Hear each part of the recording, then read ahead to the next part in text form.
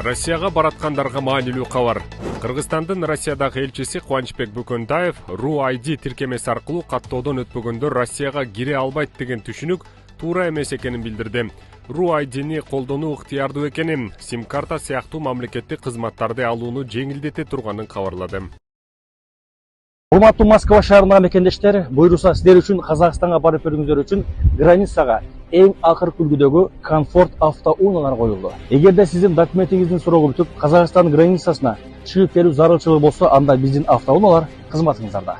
Биздин өзгөчөлүктөр, сиз границага чыгаардан мурда биздин айдоочу агалар документиңизди бүт текшерип, андан соң жолго чыгышат. Сиздерге жолдо кокусунан гаиле тоскоолдук турган болсо, айдоочу өзү алар менен сүйлөшөт.